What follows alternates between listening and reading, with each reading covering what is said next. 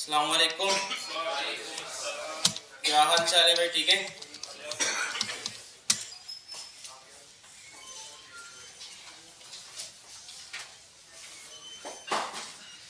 तो असाइनमेंट वगैरह दिया था कोई क्या? नहीं दिया था।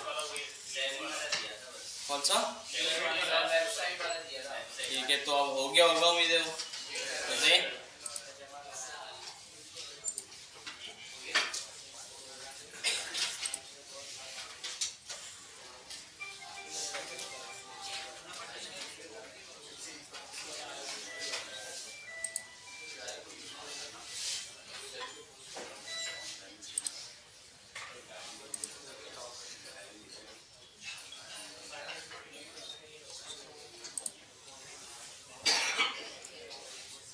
ठीक है भाई, तो अभी भी काफ़ी सारे लोग हैं जिनका कंप्लीट नहीं है, तो कोशिश करें। देखिए, असाइनमेंट बनाएं लाजमी, और अगर असाइनमेंट नहीं बनाएंगे तो फिर आपको जो है ना मजबूरन निकालना पड़ जाएगा क्लास से। ठीक है, तो अभी तक देखिए 49 लोग हैं जिन्होंने ये सबमिट किया है। 50 होगा। सारे ही असाइनमेंट्स का ये हाल है, बस शुरू के जो है ना वो कुछ अच्छे हैं। अच्छा, वैसे जो इतना बड़ा ये नंबर नज़र आ रहा है, मुझे पता है कि इसमें ऑनलाइन वाले भी काफ़ी स्टूडेंट शामिल हैं और वो लोग भी हैं जो इस क्लास में नहीं हैं। ठीक है, लेकिन फिर भी 50 लोग नहीं हैं आप लोग ना, ज़्यादा हैं। ठीक है, तकरीबन 100 तो हमारे पास सीट्स हैं यहाँ पे ऑडिटोरियम के अंदर। ठीक है,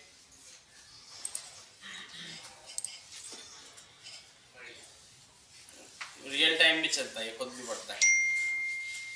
ठीक है, तो 100 से ज़्यादा हैं आप लोग माशाल्लाह। ठीक है, तो अगर इस तरह से असाइनमेंट्स रहे ना, देखिए ये कब दिया था? 28 दिसंबर को, तो तकरीबन कितने दिन हो गए? 1 साल हो गया। 1 साल गुजर गया। और अगर सही देखा जाए तो 1 2 3 4 5 6 7 8 9 10 दिन हो गए। कितने दिन? 10 दिन हो गए। और अगर आप थोड़ी सी मेहनत करते तो ये एक दिन का भी काम नहीं है आपका। ठीक है, तो इसका मतलब ये है कि जो नहीं कर रहे वो, तो इस कोर्स को लेके सीरियस नहीं है वो लोग ना, तो वो टाइम पास के लिए आ रहे हैं थोड़ा, कि यार उनका हो सकता है कि अर्निंग तो अच्छी खासी है, लेकिन वो बोले चलो यार कुछ ना कुछ तो सीख ही जाएंगे, इस नियत से आ रहे हैं वो यहाँ पे ना। तो इस वजह से ना कुछ एक्शन लेना पड़ेगा उनके खिलाफ हमें, कि भाई नहीं कर रहे तो फिर जो है ना इस क्लास में ना रहें आप। ठीक है भाई। अच्छा, अब इसमें से कौन कौन है जिनके असाइनमेंट नहीं हुए, वो लोग ज़रा हमारी क्लास में जो बैठे हैं खड़े हो जाएं खुद से, जिनका ये लास्ट नहीं हुआ आज English.tv वाली वेबसाइट।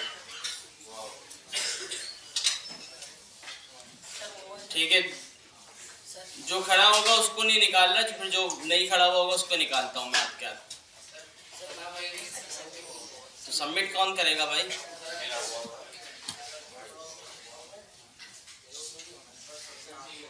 सर पूरी क्लास ही खड़ी हो गई, देखो हमारे यहाँ क्या सीन है भाई ये।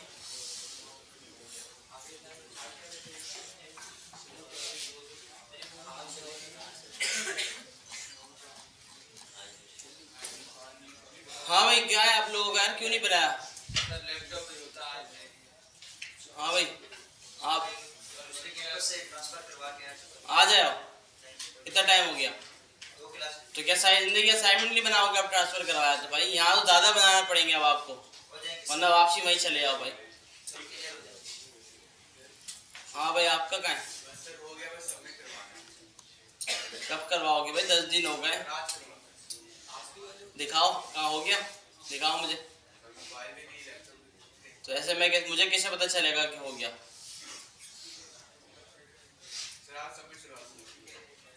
हाँ भाई, बना लिए? पिछले बाकी सारे बने हुए? हाँ भाई, आपके?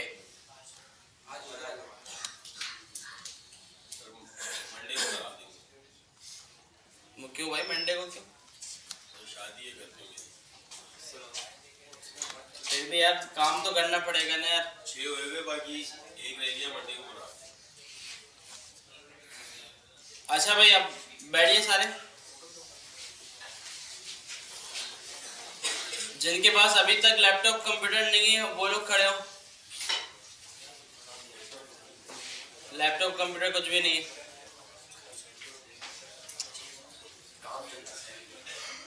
किस पे करते हो काम? तुम? आप भी?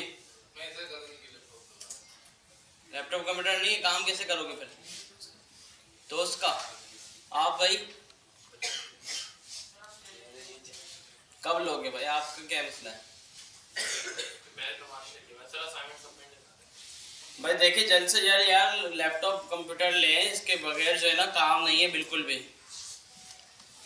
देखिए ये आज का इतना जदीद दौर चल रहा है। खैर हम 50 साल पीछे हैं लेकिन दुनिया 50 साल आगे है हमसे।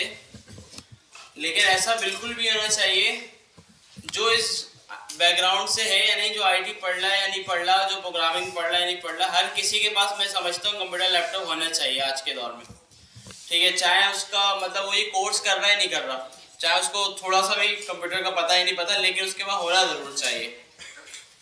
ठीक है, क्योंकि उससे फिर वो काफ़ी सारी चीज़ें सीख सकता है और काफ़ी सारा कुछ कर सकता है। अब आप देखें कि अगर इस टाइम पे भी आके आपके पास लैपटॉप कंप्यूटर नहीं है तो कितना नुकसान है। कोशिश करके जल्द से जल्द इसको लें भाई, अपना पर्सनल। बैठ जाए। देखें भाई, ये जो चीज़ आप कर रहे हैं, मैं हर बार आपको समझाता हूँ कि ये कोई छोटी मोटी चीज़ नहीं है।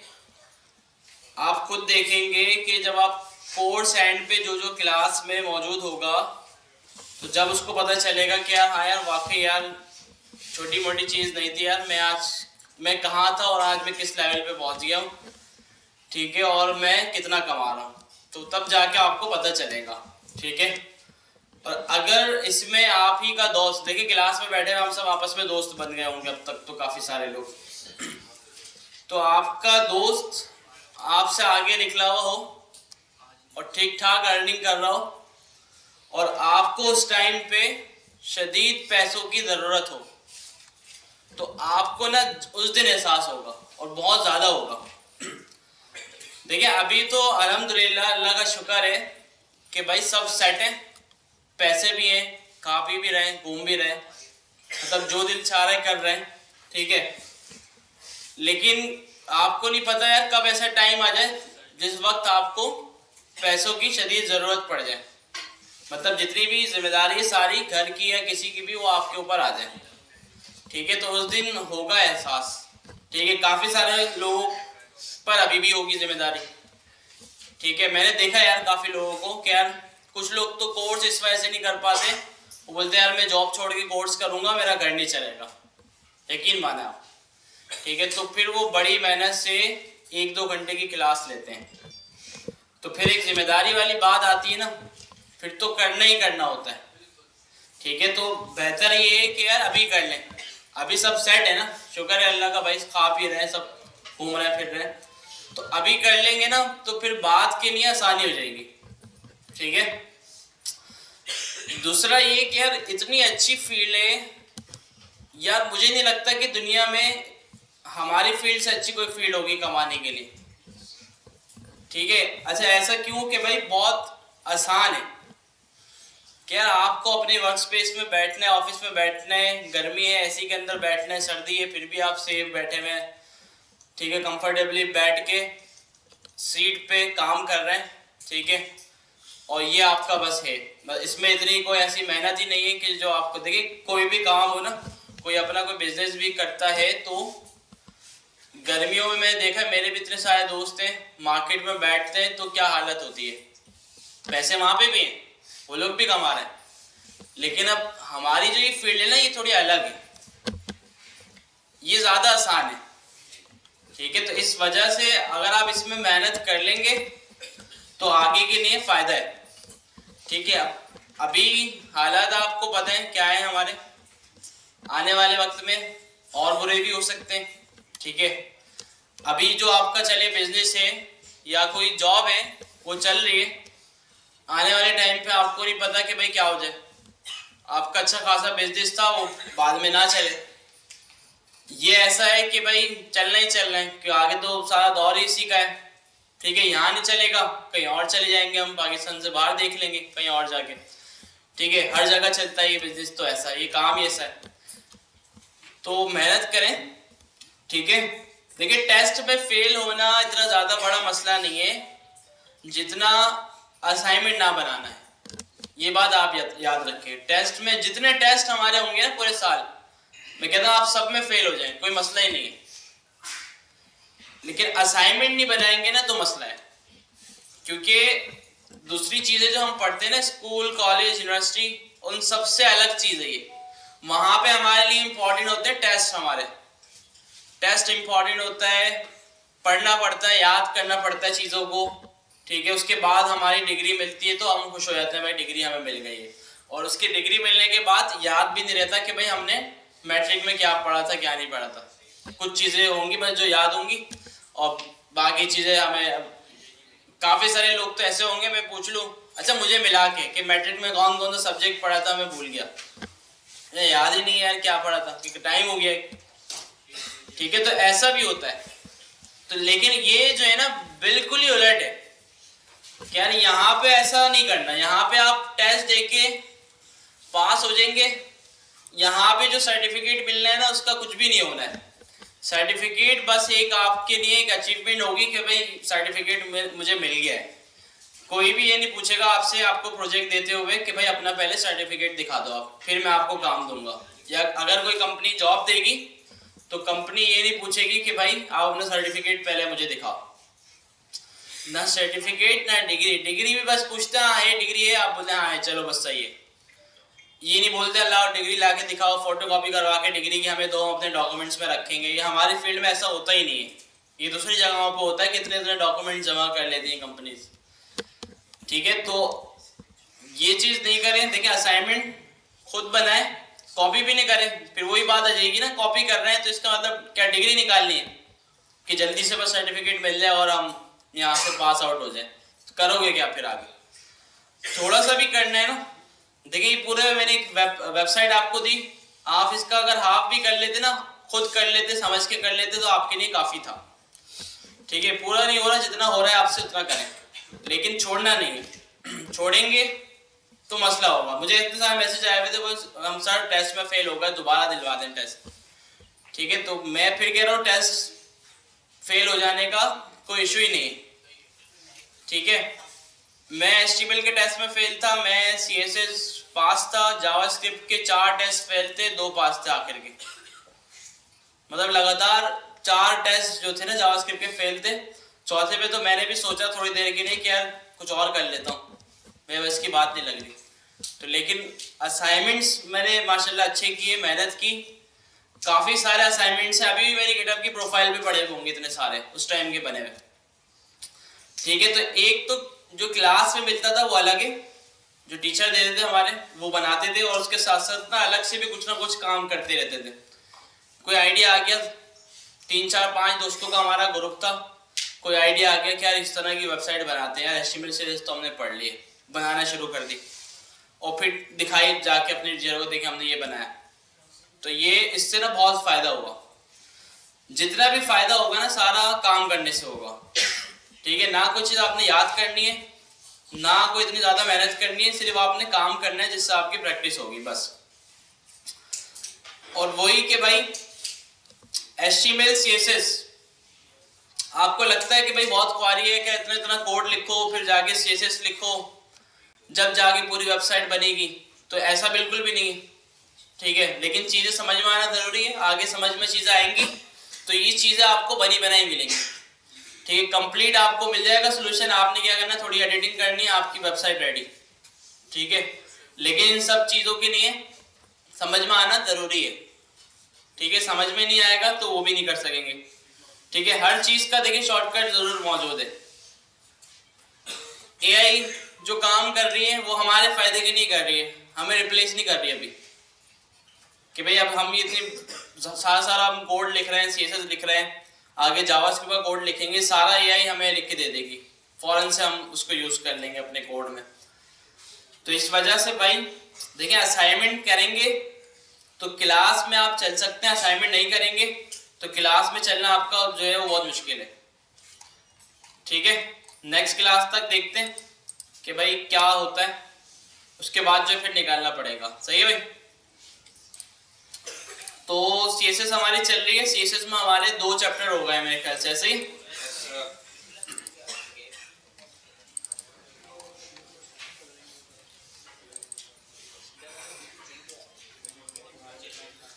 अच्छा, अभी जो है इतनी ज्यादा टेंशन नहीं लिया करें आप। काफी सारे लोग ये भी बोलते हैं यार ये मोबाइल पे सही नजर नहीं आ रही हमारी वेबसाइट, ये जिस साइड नहीं हो रही, ये खराब हो रही है, इमेज ऊपर जा रही है, राइट पे जा रही है।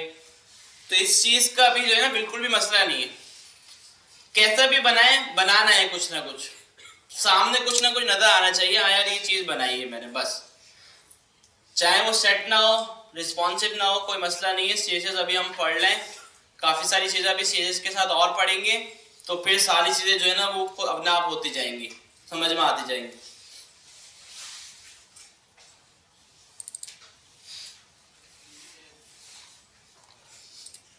ठीक है भाई, तो चैप्टर नंबर 12।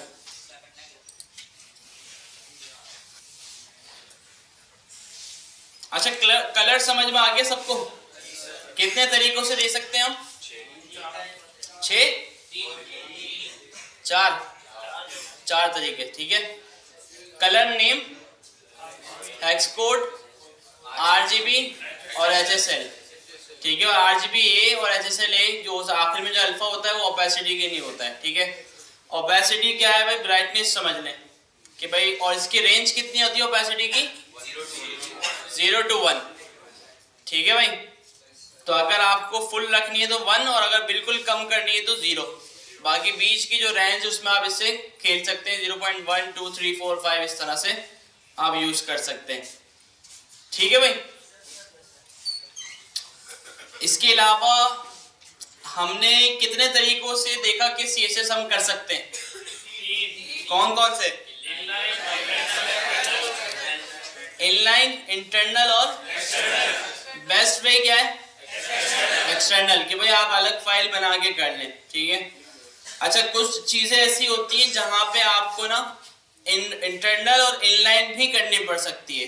ठीक है, जैसे कि मैं आपको टेबल के वक्त बता रहा था कि भाई ईमेल टेम्पलेट्स जो बनते हैं उसमें आप देखेंगे ज्यादातर इनलाइन सीएसएस इस्तेमाल हुई होगी, क्योंकि ईमेल टेम्पलेट जो है ना वो एक ही फाइल होती है जो जाती है, मल्टीपल फाइल उसके साथ कनेक्ट करके भेज नहीं सकते ईमेल हम।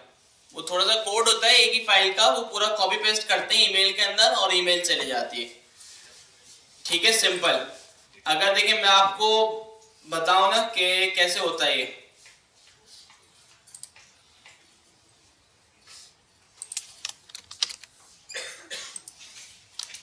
देखिए किसी को अगर आप ईमेल भेजे ना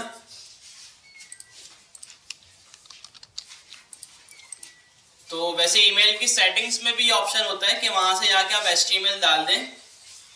अभी फिलहाल जो है ना मैं आपको इसको इंस्पेक्ट करके बताता हूं कि कैसे होता है ये।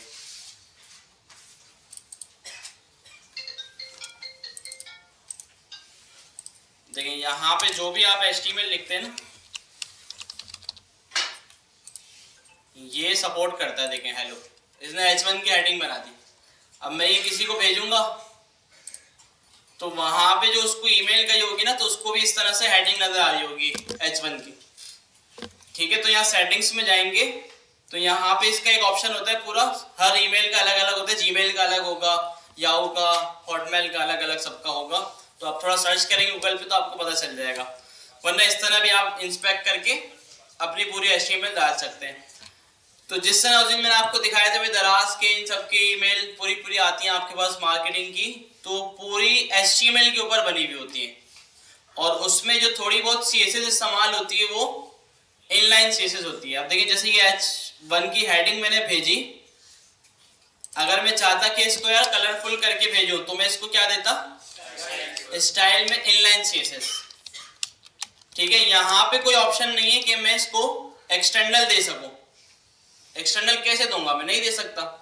ठीक है, तो आपने जितना कोड लिखना है वो यहीं पर ही रहते हुए लिखना है। तो देखिए ये राइट हो गया। तो ठीक है, अब ये डिपेंड करता है कि भाई आप CSS जो है ना वो किस चीज़ के लिए लिख रहे हैं। वेबसाइट है, मल्टीपल पेजेस है, तो बेस्ट तरीका है कि एक्सटर्नल फाइल बना के लिखें। ठीक है, अगर आपके पास एक ही फाइल है, एक ही फाइल में काम करना है, ठीक है, और वो ईमेल नहीं है, कोई पेज है, तो इंटरनल। अगर कोई ईमेल वगैरह जैसी चीज़ों पे काम कर रहे हैं तो इनलाइन, कि भाई आपके हर एलिमेंट के पास स्टाइल का एट्रीब्यूट हो और उसके अंदर आपने अपनी CSS लिखी हुई हो। तो ये 3 तरीके हैं हमारे पास CSS लिखने के। इसको रिफ्रेश करेंगे तो वो अनडू नहीं हो जाएगा?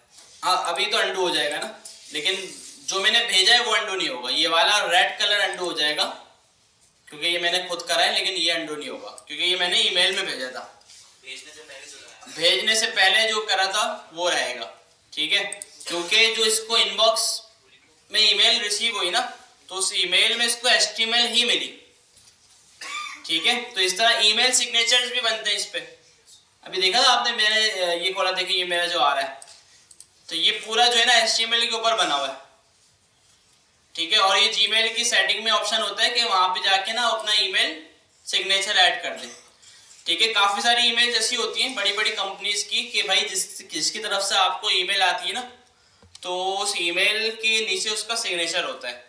मतलब जैसे अब ये मेरा सिग्नेचर बना भाई, Ghaus Ahmed, full stack developer, PNG labs, contact number, email address, website और ये सोशल मीडिया, ठीक है। और जिस किसी को भी मैं ईमेल भेजूंगा तो मेरे ईमेल के लास्ट में ये ईमेल सिग्नेचर जाएगा, ठीक है।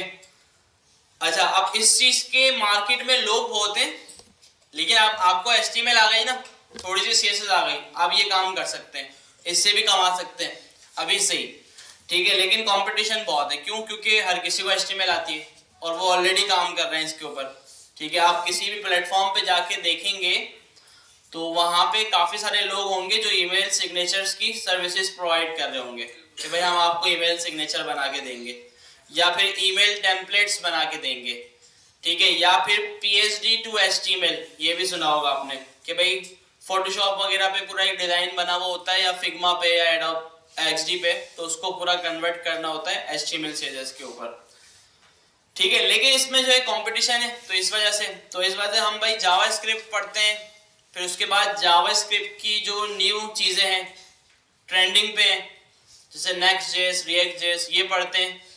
तो इनका जो है ना पूरी दुनिया में अभी कंपटीशन जो है वो कम है, काम करने वाले लोग बहुत कम है, और काम जो है ना वो बहुत ज़्यादा है, ठीक है। काम ज़्यादा क्यों है? क्योंकि ये टेक्नोलॉजीज बहुत अच्छी हैं।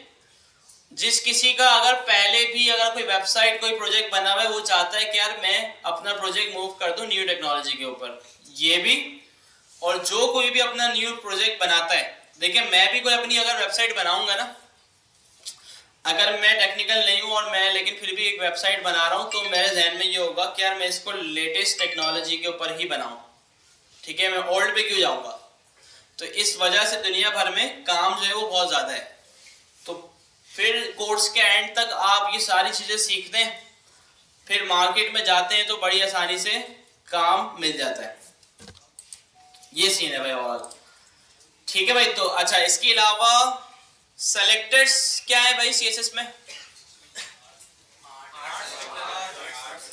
कितने नहीं पूछा ना, क्या पूछा है, क्या है क्या सेलेक्टर? देखो फिर वही, पहले मैंने पूछा सेलेक्टर क्या है, बोला आर्ट, मैंने कहा मैंने सेलेक्टर पूछा है, बोला ID क्लास, भाई है क्या ये चीज? एट्रीब्यूट्स है। अच्छा, स्टाइल देने के लिए किसी भी एलिमेंट को जो सेलेक्ट करते हैं, हम टारगेट करते हैं कि किसको स्टाइल देना है CSS में, तो उसको सेलेक्टर बोलते हैं, ठीक है भाई। और सेलेक्टर कितने टाइप्स के? 8 है, ठीक है। कौन कौन से?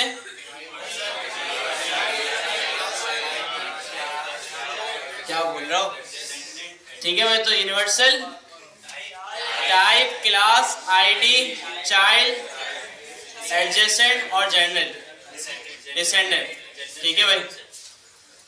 तो इसमें से सबसे इंपॉर्टेंट कौन सा है? क्लास, ठीक है। क्लास जो है वो बहुत ज़्यादा यूज होता है, ID भी यूज होता है, और चाइल्ड भी बहुत ज़्यादा होता है, ठीक है। चाइल्ड मैंने आपको बताया था कि भाई कब यूज़ किया जाता है, आसानी के लिए, ठीक है भाई। अच्छा देखिए, ज्यादा कंफ्यूजन हो तो कोई मसले वाली बात नहीं है, क्लास दी, स्टाइल लगा दिया। अगर आपको समझ में ना है टाइप क्या, चाइल्ड क्या, सब चीजों को हटाओ, क्लास लगाओ, स्टाइल दे दो, ठीक है, तो इसमें भी कोई मसला नहीं। तो ये सारी चीजें अभी तक हमने जो है वो कवर की। तो चैप्टर नंबर 12 पे आते हैं, टेक्स्ट, जिसमें हम जो है ना टेक्स्ट के बारे में देखेंगे कि भाई टेक्स्ट का साइज कैसे चेंज हो, टाइप फेस कैसे चेंज हो। टाइप फेस जो है ना फॉन्ट फैमिली, जो फॉन्ट स्टाइल होता है उसकी बात करते हैं। इसके अलावा सीएसएस से बोल्ड और इटैलिक कैसे होता है, कैपिटल करना है, अंडरलाइन करना है किसी टेक्स्ट को। बाकी स्पेसिंग बिटवीन लाइंस, कि अगर आपका एक पैराग्राफ है और मल्टीपल लाइंस है, उसमें स्पेसिंग देनी है आपने, तो वो कैसे देते हैं। वर्ड स्पेसिंग होती है, लेटर स्पेसिंग होती है। तो ओवरऑल जितना भी टेक्स्ट से रिलेटेड स्टफ है वो सारा इस चैप्टर में मौजूद है, ठीक है। टाइप फेस टर्मिनोलॉजी बता रहे हैं कि भाई हमारे पास मल्टीपल टाइप फेस होते हैं, ठीक है। ये तो इन्होंने 3 बताए, लेकिन इसके अलावा भी काफी सारे टाइप फेसेस मौजूद हैं। इंटरनेट पे काफी सारे टाइप फेसेस जो है ना वो मौजूद है इसके अलावा भी। जैसे इन्होंने 3 की एग्जांपल दी, सेरिफ, सैंस सेरिफ और मोनोस्पेस, ठीक है। इसके साथ साथ अगर आप सर्च करेंगे इंटरनेट पे, अच्छा किसी ने अगर ऑलरेडी काम किया है फोटोशॉप पे या किसी भी मतलब ऐसे सॉफ्टवेयर पे जिसमें फॉन्ट फैमिलीज होती हैं, तो उसको इसका आइडिया होगा, ठीक है। जिसने नहीं किया तो समझे एक डिफॉल्ट फॉन्ट फैमिलीज भी होती हैं कंप्यूटर की, जो पहले से ही कंप्यूटर में इंस्टॉल होती हैं, कि भाई आप टेक्स्ट का स्टाइल जो है ना वो कुछ भी रख सकते हैं, ठीक है। और ऐसी फॉन्ट फैमिली भी होती है जो हमारे कंप्यूटर में मौजूद नहीं है और हम उसको इंटरनेट से डाउनलोड करके यूज कर रहे हैं, ठीक है। अच्छा ये फॉन्ट फैमिलीज जो है ना, ये भी एक स्किल है कि भाई कोई बनाता है इसको भी ना, ये भी एक स्किल है कि कोई पूरी फॉन्ट फैमिली जो है वो बनाता है और उसको जो है ना पब्लिक के लिए ओपन सोर्स कर देता है कि भाई कोई भी जाके इसको डाउनलोड कर ले, ठीक है। तो गूगल की भी एक वेबसाइट है फॉन्ट्स के नाम से, fonts.google.com, ठीक है। तो ये गूगल की एक वेबसाइट है जहां पे आपको हजारों फॉन्ट फैमिलीज जो है ना वो फ्री में अवेलेबल है आपके लिए, कि भाई इसमें से जो भी आपको अच्छा लगे वो आप अपने वेबसाइट में यूज कर सकते हैं। तो कैसे करते हैं ये भी अभी देखेंगे हम, ठीक है। बाकी फॉन्ट फैमिलीज जो है ना वो इसकी बेस पे डिजाइन हुई भी होती हैं, ठीक है। जैसे कि आपको याद होगा कि भाई शुरू में स्कूल में हमारे पास कॉपी आती थी इंग्लिश की ना 4-5 लाइंस वाली, ठीक है, जिसमें 4-5 लाइंस का जो मतलब है वो सारा यहाँ पे लिखा हुआ है, ठीक है भाई। तो जो भी फॉन्ट होता है वो इन्हीं लाइंस के बीच में एडजस्ट होता है, इससे ना बाहर जाता है, ठीक है। और बाकी कुछ लेटर्स ऐसे होते हैं जो 2 लाइंस के अंदर आए, कुछ ऐसे होते हैं जो 3 में आए, कुछ ऐसा होता है जो 4 में आए, ठीक है। तो इसकी बेस पे कोई भी जो फॉन्ट फैमिली है वो डिजाइन होती है। अच्छा अब ये वेबसाइट के ऊपर है कि भाई आप वेबसाइट किस लिए बना रहे हैं और किस ऑडियंस के लिए बना रहे हैं, ठीक है। अब फॉन्ट फैमिलीज जो है ना हमारे पास काफी सारी हैं। अब मैं वेबसाइट बना रहा हूं, मेरी जो ऑडियंस है वो जो है ना ओल्ड एज वाले हैं, ठीक है। और अगर मैं कोई ऐसा फॉन्ट फैमिली दे दूं उनको जो बिल्कुल ही थिन हो और उनको नजर ही ना आए, जो कि गलत होगा, ठीक है भाई। तो मुझे ऐसा फॉन्ट फेस रखना है कि भाई जो उनको आसानी से नजर भी आए और उसको पढ़ भी सके, ठीक है। अगर मेरी ऑडियंस बच्चे हैं तो मैं कोई स्टाइलिश फॉन्ट रख सकता हूँ, ठीक है। तो ये अलग अलग रिक्वायरमेंट्स होती हैं, अपनी वेबसाइट को देखते हुए, अपनी ऑडियंस को देखते हुए हम फॉन्ट फैमिली जो है वो सेलेक्ट करते हैं, ठीक है। वैसे जिस तरह इमेजेस और यूआई वगैरह सब बनाना डिजाइनर का काम है, तो ये भी आपको डिजाइनर डिसाइड करके बता देता है सम टाइम कि भाई ये फॉन्ट फैमिली आप यूज करोगे वेबसाइट के अंदर, ठीक है। कुछ और भी इन्होंने एग्जांपल्स दे दी इसकी। तरीका क्या है, सीएसएस पे एक प्रॉपर्टी है जिसका नेम है फॉन्ट फैमिली, और इसमें वैल्यू आप देंगे फॉन्ट फैमिली का नेम। ठीक है, इसको जरा देख भी लेते हैं करके।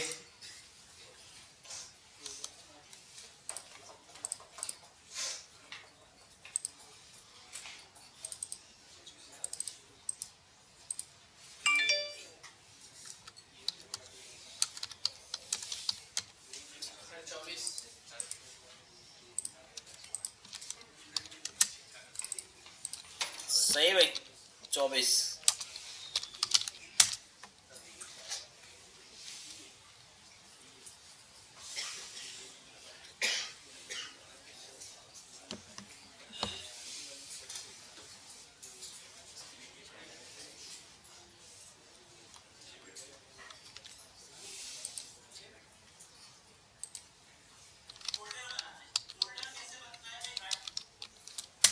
भाई बाद में पढ़ लेना,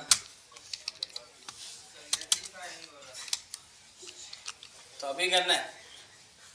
अभी आज की क्लास तो ले लो, फिर 2 क्लास बाद बोलोगे कि फॉन्ट फैमिली नहीं हो रहा।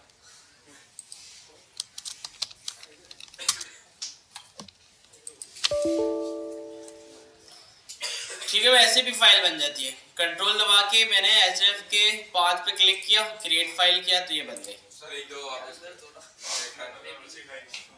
कंट्रोल दबा के इस पे क्लिक करना है।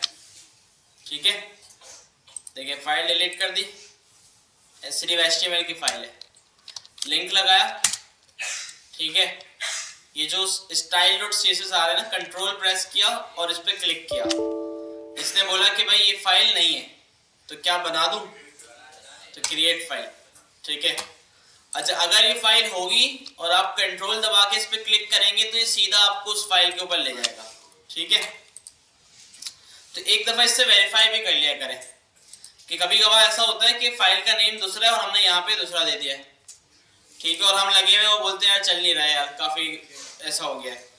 तो बहुत बार ऐसा हुआ है, 1-1, 2-2 घंटा लोग जाया कर देते हैं इसमें कि यार मैं CSS लिख तो रहा हूँ लेकिन वो अप्लाई नहीं हो रही। ठीक है, मैं भी देखने में लग गया कल भाई के क्यों नहीं हो रही अप्लाई, तो 5 मिनट बाद नजर आया कि भाई फाइल का नेम यहाँ पे सही नहीं था। ठीक है, तो मैं ये सोच रहा था कि ये गलती तो कोई करेगा ही नहीं, फाइल का नेम तो सही देगा भाई, तो इस वजह से मेरा यहाँ पे ध्यान नहीं गया, तो देखा तो नेम गलत था। ठीक है, नेम में स्पेस आ जाती है बिला वजह। ठीक है, स्पेस नहीं देनी। देखिए कोडिंग में ना ज्यादातर मिस्टेक्स ही स्पेलिंग की होती है, स्पेलिंग, स्पेस और लोअर और कैपिटल, तो इसकी सबसे ज्यादा मिस्टेक्स होती हैं। अगर आप इस चीज को देख लेंगे तो मिस्टेक्स जो है ना फिर आपकी बहुत कम हो जाएंगी। ठीक है, मैं एक हेडिंग बना देता हूं, हेलो वर्ल्ड, और इसको हम चलाते हैं। तो अभी जो है ना इसका जो फॉन्ट फैमिली आ रहा है हमारे पास, तो ये एरियल शायद है डिफॉल्ट। ठीक है, मतलब जो भी ब्राउजर का डिफॉल्ट फॉन्ट फेस होगा वो अप्लाई हो जाएगा। अब आप इसको किसी भी ब्राउजर पे खोल के देखें तो उसका जो भी डिफॉल्ट होगा वो इस पर अप्लाई हो जाएगा। अच्छा, अब आपने चेंज करना है, क्लास दे दी इसको हेडिंग, CSS में आया, मैंने कहा भाई हेडिंग को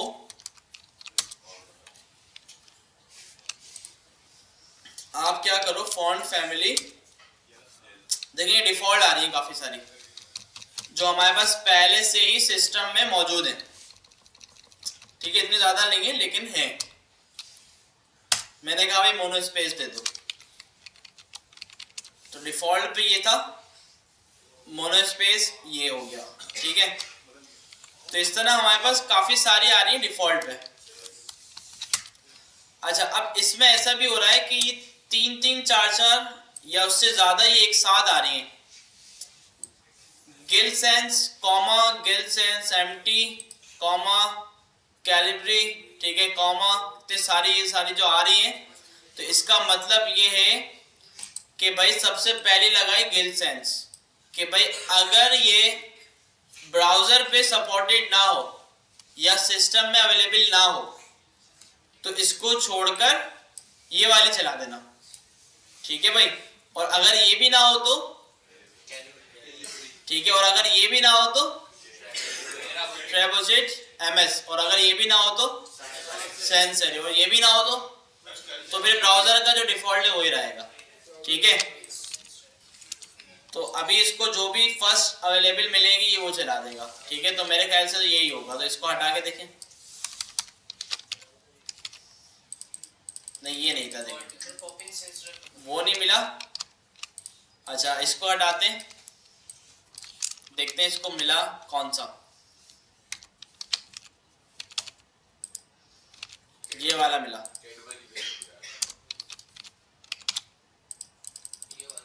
ठीक है, तो ये वाला मिला, देखा भाई। जो बाद में लिखा जाएगा उसको फर्स्ट प्रायोरिटी, जो पहले लिखा जाएगा, मतलब ये पहले लिखा गया है ना, ये पहले चलेगा। अगर ये नहीं चला तो उसके बाद फिर ये चल जाएगा। ठीक है, तो इस तरह हम भाई 2-3 फॉन्ट फैमिली भी दे सकते हैं। अच्छा, ये जब देते हैं कि जब हम डिफॉल्ट वाले यूज कर रहे हो, सिस्टम वाले। ठीक है, और इसका एक और तरीका भी मैं आपको बता रहा हूँ कि जिसमें आप फॉन्ट फैमिली को डाउनलोड करके यूज करते हैं। तो जब डाउनलोड करके यूज करते हैं ना, तो फिर इसका फायदा नहीं है, क्योंकि वो तो चलेगा ही चलेगा क्योंकि वो आपके पास डाउनलोडेड है। उसमें ऐसा नहीं होगा कि भाई ये दिया हुआ ये ना चले, वो तो चलेगा ही चलेगा। तो उसमें सिर्फ आप एक देते हैं, ज्यादा देने की जरूरत नहीं है। तो डाउनलोड कर लिया ना, आपके पास होगा वो। अब क्लाइंट के पास आपकी index.html भी तो नहीं होगी, वो कैसे जा रही है उसके पास, लिंक के थ्रू जा रही है ना, तो फिर फॉन्ट फैमिली भी जाएगा उसके साथ साथ। ठीक है भाई, तो ये तरीका था फॉन्ट फैमिली देने का। अच्छा भाई, फॉन्ट साइज। अच्छा, अब सबसे बड़ी हेडिंग हमारे पास कौन सी है? H1। ठीक है, तो अब इसमें ये सारे साइजेस लिखे हुए हैं। अच्छा, अब देखा जाता है सबसे पहले बॉडी को, कि बॉडी हमारी मतलब कितने पिक्सेल्स के स्केल पे है। ठीक है, और बॉडी कैसे मतलब देखता है आपकी स्क्रीन साइज से, कि भाई जो स्क्रीन आप यूज कर रहे हैं, जो रेजोल्यूशन आप यूज कर रहे हैं, उस पर डिपेंड करता है। ठीक है, तो नॉर्मली हमारे पास 2 साइजेस होते हैं बॉडी में ना, ये एक 12px और एक 16px। ठीक है, अब इन 2 साइजेस से हर एलिमेंट का साइज बनता है। ठीक है, अब जैसे कि अगर बॉडी हमारे पास 12px है, ठीक है, बॉडी कितनी है, तो H1 का साइज होगा 200%। ठीक है, 200% का मतलब ये है कि बॉडी मल्टीप्लाई बाय 2। ठीक है भाई, तो कितना बन गया 24px, ऐसा ही है। H2 का होगा 150%। ठीक है, कितना बन जाएगा 18। H3 का 117 जो कि 14 बन जाएगा। ठीक है, तो ये इस तरह से सारी चीजें जो है ना वो वर्क करती हैं। बॉडी का साइज जो है ना ये रेजोल्यूशन से पता चलता है। ठीक है, कि भाई आपकी जो सिस्टम की रेजोल्यूशन है वो क्या है। इसको आप गेट नहीं करवा सकते, जावास्क्रिप्ट वगैरह से शायद ये हो जाए, लेकिन अभी पता नहीं चलेगा। ठीक है, बस इन्होंने एक साइज चार्ट पूरा बनाया हुआ है कि जिससे ये सारी चीजें जो है ना वो मैनेज हो रही हैं। ठीक है, अच्छा अभी आप अगर देखें, अच्छा इससे आप एक और चीज है, अगर आप पता लगाना चाहें कि भाई मैंने कहा भाई फॉन्ट साइज 24px, ठीक है, और मैं यहाँ पे आऊँ और रीलोड करूँ, कोई फर्क पड़ा? छोटा हो गया ना, तो इसका मतलब बॉडी हमारी जो थी वो 16px थी। ठीक है, अच्छा अगर मैं इसको 32 कर दूं, ठीक है 32px, और अगर मैं इसको रिमूव कर दूं और दोबारा रीलोड करूं तो कोई फर्क पड़ रहा है? तो इसका मतलब हमारी बॉडी का क्या है 16px की। ठीक है, तो इस हिसाब से 200% H1 का हुआ 32। ठीक है, जो कि डिफॉल्ट साइज है। ठीक है, तो अगर आप 32 से इसको ऊपर लेके जाना चाह रहे हैं तो फिर भी लेके जा सकते हैं। ठीक है भाई, 50px या जो भी आपने रखना हो तो उस हिसाब से इसको ये ले जाएगा। ठीक है, परसेंटेज में भी हो सकता है, अगर आप यहाँ पे इसको मैं बोल दूं 200%, जो कि इसका डिफॉल्ट साइज है। अच्छा, परसेंट जहाँ भी आए ना, जैसे वैल्यू के अंदर CSS की परसेंट लिखा हुआ आ जाए आगे, तो इसका मतलब ये होता है कि जो इसके पेरेंट के पास है ना, उसका इतना परसेंट इसको दे दो। ठीक है, अब इस हेडिंग का पेरेंट कौन है? बॉडी। ठीक है, अच्छा अगर इस हेडिंग का पेरेंट div होता तो div के पास भी वही साइज होता जो कि बॉडी के पास है। ठीक है, क्योंकि उसको हमने अलग से कुछ दिया हुआ नहीं। अगर हम कुछ नहीं देते ना तो उसका डिफॉल्ट साइज जो उसके पेरेंट के पास होता है वो ही उठाता है वो। ठीक है, तो अगर मैं इसको बोल दूं 200%, तो कोई फर्क पड़ेगा इसमें? देखिए मैंने इसको दिया, रीलोड किया, हटा के रीलोड किया, कोई फर्क नहीं पड़ रहा। क्यों? क्योंकि 200% बाय डिफॉल्ट है। अच्छा, अगर मैं 300% कर दूं, अब फर्क पड़ा। अब इसने क्या किया, बॉडी के पास था 16, अब 300% 16 का कितना बन गया? क्या हो गया? कितना मुश्किल सवाल कर लिया मैंने, मोबाइल निकालना पड़ गया। 48 बन गया। कैसे? सही है। ठीक है भाई, तो 300%। अगर मैं इसको 500 कर दूं तो ये 500 पे भी जाएगा।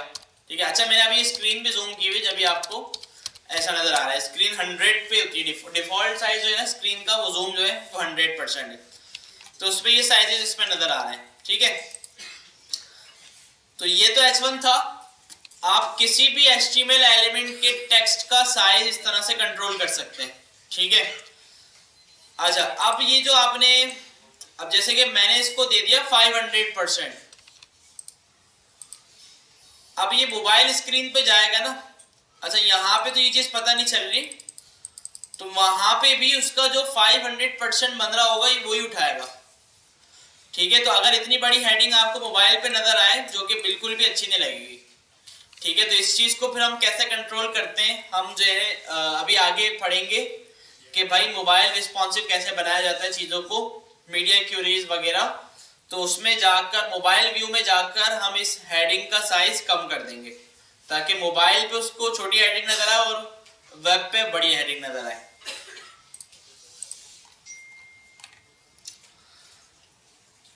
अच्छा भाई, फॉन्ट फेस एक तरीका आपने वो देख लिया ऊपर, फॉन्ट फैमिली देने का, कि भाई डिफॉल्ट सिस्टम का जो भी है उसको यूज कर लिया। ठीक है, जो भी उसमें अवेलेबल है। ठीक है, अगर आप सर्च कर लेंगे ना CSS फॉन्ट फैमिली, तो आपको ना यहाँ पे काफी सारी वैल्यूज शायद मिल जाए।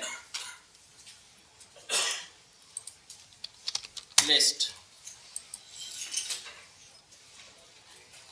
ठीक है, तो ये सारे डिफॉल्ट हैं, देखें एरियल है, सेंस सेरिफ है, तो ये सारे डिफॉल्ट है इसमें से ये। अच्छा, अब इसमें से भी ना हो सकता है कोई के सिस्टम में अवेलेबल ना हो, तो वो नहीं चलेगा। ठीक है, अब इसके अलावा अगर मुझे अपनी मर्जी का फॉन्ट फैमिली यूज करना है तो फॉन्ट फेस के थ्रू करते हैं। ठीक है, इसके दो तरीके होते हैं, या तो आप उस फॉन्ट को डाउनलोड कर लो, जैसे इमेज लगाने के दो तरीके होते हैं ना, या तो इमेज को आप डाउनलोड कर लो या फिर उसको URL के थ्रू लगा लो। ठीक है, तो फॉन्ट फेस को यूज करने के भी दो तरीके हैं। ठीक है, या उसको डाउनलोड कर लो या फिर URL से लगा लो। ठीक है, तो और कहीं नहीं, सिर्फ गूगल की वेबसाइट पे जाएं और यहीं पर ही आपको काफी सारे फॉन्ट्स जो है वो मिल जाएंगे। अच्छे अच्छे। ठीक है, तो इसमें से जो भी आपको सही लगे, अगर आपको ये वाला अच्छा लग रहा है तो आप ये वाला लगा लें। ठीक है भाई, तो इसमें से हम लगा के देखते हैं ये वाला। ठीक है भाई, अब इस फॉन्ट को यूज करने का तरीका क्या है, या तो इसको डाउनलोड करें, ऊपर ऑप्शन नजर आ रहा है डाउनलोड फैमिली, या तो आप इसको डाउनलोड करें। ठीक है, आप, अच्छा एक फॉन्ट के अंदर भी मल्टीपल टाइप्स होती हैं, कि अब ये फॉन्ट है, अगर आप ये यूज करेंगे ना तो आप ये नहीं कर सकते कि इस फॉन्ट को यूज करने के बाद आप इसको बोल्ड कर रहे हैं, टैलिक कर रहे हैं, ये नहीं होगा। क्यों नहीं होगा?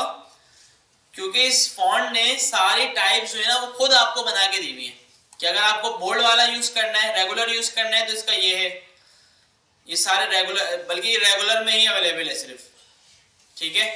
48px पे यूज करना ये है, 38px पे यूज करना ये है, साइजेस भी बना के दिए हैं और रेगुलर दिया हुआ है। अच्छा, अब मैं अगर ये सेलेक्ट करूं तो ये साइड बार खुलेगी और इसमें देखिए यहाँ पे एक ऑप्शन नजर आ रहा है आपको, यूज ऑन द वेब, ठीक है। अब एक तरीका है लिंक और एक तरीका है इंपोर्ट, और ये दोनों ही तरीके यूआरएल से लगाने के, किससे, कि या तो आप ये लिंक लगा लें या फिर इंपोर्ट लगा लें। इंपोर्ट सीएसएस में लगेगा और लिंक एचटीएमएल में लगेगा, ठीक है। देखिए मैंने लिंक कॉपी किया और मैं एचटीएमएल में आकर अपनी सीएसएस वाले लिंक से ऊपर ये कॉपी पेस्ट कर दूंगा, ठीक है। 2 आए, 3 आए, 4 आए, जितने भी वो दे आप यहाँ पे लगा दें, ठीक है। उसके बाद ये बोल रहे हैं सीएसएस में जाकर आप ये फॉन्ट फैमिली लगा दो। मैं सीएसएस में आया, ये मैंने फॉन्ट फैमिली यहाँ पे लगा दिया, रूबिक मैप्स इसका नाम है। मैंने रीलोड किया तो ये अप्लाई हो गया, ठीक है, लेकिन ये कोई अजीब ही आ रहा है, ठीक है। तो अब इसमें जो है ना, देखिए सारे फॉन्ट अच्छे नहीं हो सकते,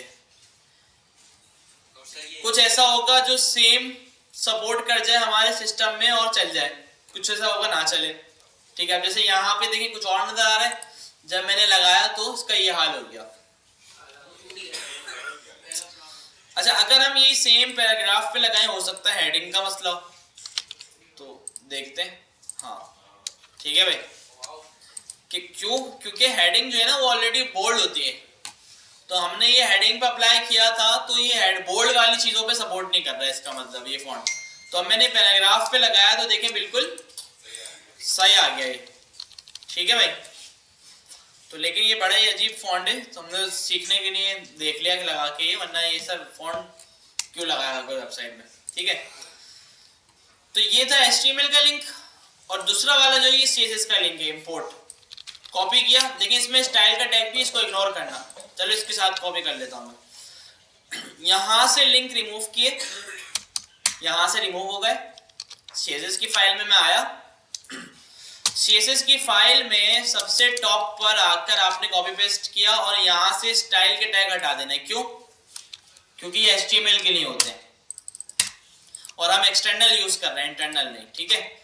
ये आपने URL लगा दिया, इसको आपने चलाया तो देखें अब भी चल रहा है, ठीक है भाई। ऐसा क्यों हो रहा है, क्योंकि ये URL है, इंटरनेट से डाउनलोड होके आ रहा है, ठीक है। अगर मैं ये हटा दूं तो अब ये नहीं चलेगा, ठीक है। तो ये कैसा आ गया फॉन्ट, ये नहीं चला तो कौन सा चल गया, सिस्टम UI, ठीक है। तो ये सिस्टम का फॉन्ट है। तो ये 2 तरीके। तीसरा तरीका क्या है, तीसरा तरीका ये है कि इस फॉन्ट फैमिली को डाउनलोड कर लो। तो आप दूसरा करते हैं कोई इसको छोड़ के,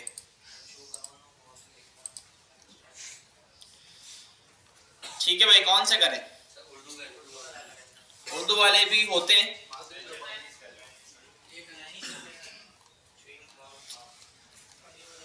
ये वाला कर लेते हैं, व्हाइट वाला, सही है।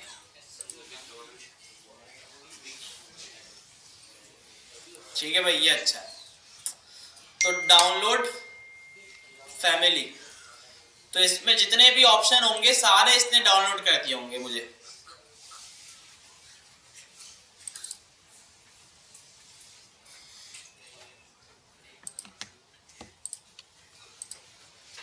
अच्छा, इसमें जो है ना एक ही ऑप्शन है रेगुलर, इसने आपको एक फॉन्ट की फाइल डाउनलोड करके दे दी। आप क्या करेंगे, इस फाइल को आपने किया कॉपी, अपने प्रोजेक्ट में आकर एसेट्स का फोल्डर बनाएं या फिर फॉन्ट्स का बना लें डायरेक्ट, ठीक है, और इसमें आके कर दें पेस्ट।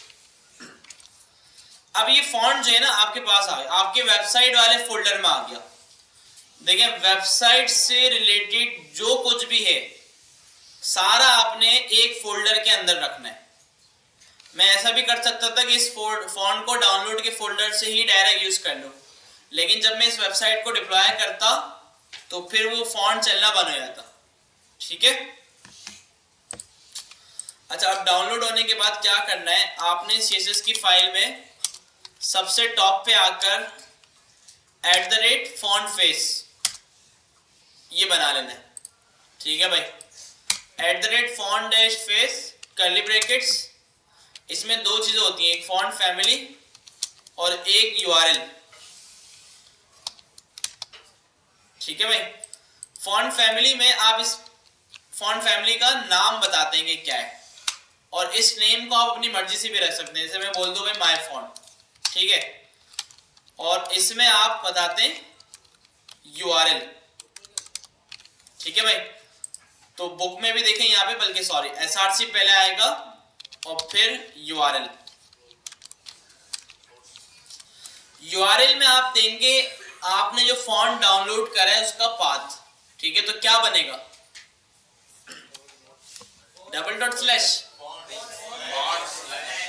fonts। ठीक है भाई, अब // वाले भी थे, देखिए हमारे पास। अच्छा जी, अब मैंने ये फॉन्ट इसको दे दिया और इस फॉन्ट का नाम मैंने क्या रख दिया। अब मैं जहां कहीं भी माय फॉन्ट यूज करूंगा तो ये वाला फॉन्ट वहां पे अप्लाई हो जाएगा। मैंने हेडिंग पे कहा फॉन्ट फैमिली माय फॉन्ट और ये अप्लाई हो गया। ठीक है। अच्छा, अब इसका नेम आपने देखा मैंने अपनी मर्जी से रख दिया। ठीक है, वरना बेहतर ये है कि जो फॉन्ट का नेम है आप वही रखें। ठीक है, ये थोड़ा बड़ा था तो इस वजह से हम इसको अपनी मर्जी से भी रख सकते हैं। तो जो नेम आप उसका रखेंगे वो उसी नेम से आप उसको हर जगह यूज करेंगे। देखिए इसमें कोई ऐसा मसला नहीं आ रहा क्योंकि ये डाउनलोड है, इसको लोड होने में ज़्यादा टाइम नहीं लग रहा। ये भी पैराग्राफ पे आया है। बिल्कुल पैराग्राफ पे आया है। अच्छा, हेडिंग करके देख लें, हो सकता है ये वाला हेडिंग पर सपोर्ट हो।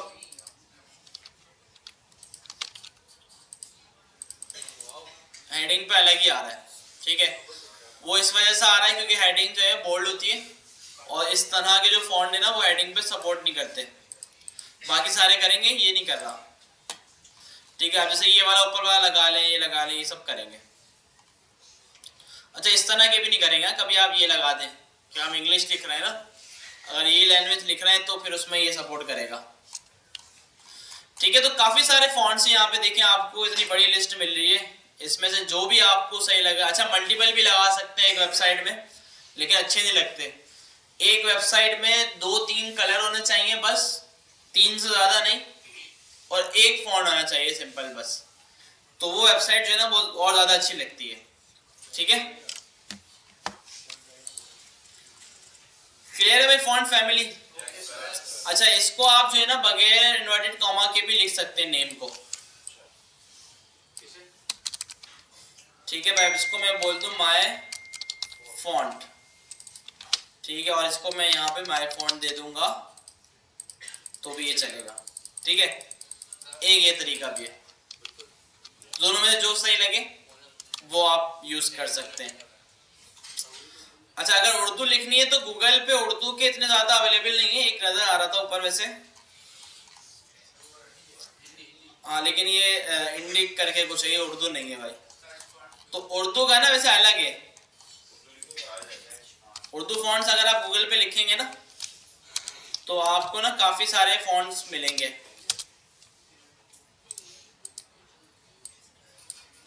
जमील नूरी, प्यार खूबसूरत है। ठीक है भाई, देखे ये माशाल्लाह हमारे उर्दू के फॉन्ट है। देखें काफ़ी सारे इन्होंने बना के यहाँ पे दिए हैं। हाँ, वो उन्होंने टेक्स्ट शो किया है ना एग्जाम्पल, इसी तरह से लिखे होते हैं उर्दू में। ठीक है, तो अगर आपने ये लगाना है तो इसको डाउनलोड करेंगे, ऐड देखेंगे और उसके बाद डाउनलोड करेंगे। अच्छा, अब ये बोल रहे हैं अगर आप अपना प्रीव्यू देखना चाह रहे हैं तो आप देख लें, क्या लिखे हैं। उर्दू मुझे नहीं आती लिखना, ठीक है, इसको डाउनलोड करते हैं और गूगल ट्रांसलेट से फिर उर्दू लिख के चेक कर लेते हैं। इस फॉन्ट का नाम है आदिल आदिल।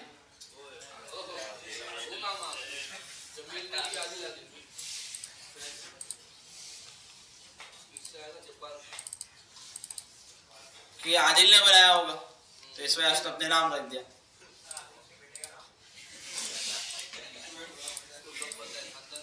ठीक है भाई, तो अगर मैं अब इसको यहाँ से चेंज करूँ, मैं बोलूँ भाई आदिल वाला लगाना है हमें, ठीक है, और इसमें मैं उर्दू टेक्स्ट कहाँ से उठाऊँ, उर्दू टेक्स्ट, उर्दू में टाइप करें।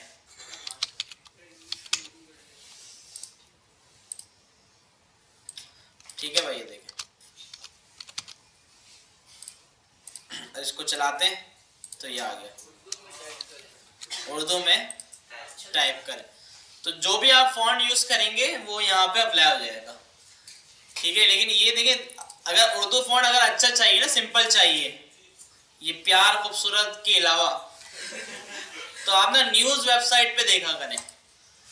ठीक है, अब जैसे मैं सर्च करूँ उर्दू न्यूज़, ठीक है, तो आप जैसे ये वेबसाइट पे मैं गया, इन्होंने देखे सिंपल फॉन्ट यूज किया, वो अच्छा भी लग रहा है ना। तो अगर आप देखना चाहते हैं कि इनका फॉन्ट कौन सा है, तो आप इनकी हेडिंग पे या किसी भी टेक्स्ट पे राइट क्लिक करें, इंस्पेक्ट करें, और यहाँ से स्टाइलिंग में आपको पता चल सकता है कि भाई इनका फॉन्ट जो है वो कौन सा है। ठीक है भाई, कैसे स्टाइल्स में आए, फॉन्ट फैमिली यहाँ पे आपको नजर आना चाहिए। ठीक है, एडोब अरेबिक करके है इसका कुछ, अरेबिक फॉन्ट यूज किया है, एडोब अरेबिक फॉन्ट। ठीक है, एडोब की भी एक वेबसाइट है जिसमें सारे फॉन्ट्स मिलते हैं आपको ना। ये आ गया भाई, तो ये फॉन्ट इन्होंने यूज किया हुआ है। ठीक है, अच्छा, कुछ फॉन्ट्स जो है ना वो हो सकता है पेड भी हो, कि भाई फ्री में नहीं मिल रहा आपको। अब जैसे ये वाला अगर हम देखें, ऐड फॉन्ट मैंने किया तो ये बोले शायद कि भाई आप अपना अकाउंट वगैरह बनाओ पहले। ठीक है, ये भी होता है। और किसी ने यही सेम फॉन्ट जो है वो फ्री में भी डाला हुआ होगा किसी वेबसाइट पे, ये आ गया भाई, तो ये फॉन्ट वहां पे यूज हो रहा है। इसी वेबसाइट से हमने फॉन्ट डाउनलोड किया था, वो आदिल वाला भी। सर वो उर्दू फॉन्ट है ये अरबिक है, हाँ, उर्दू के नहीं यूज किया लेकिन है अरबिक। अब देखिए, अगर मैं ये वाले को यूज करूं,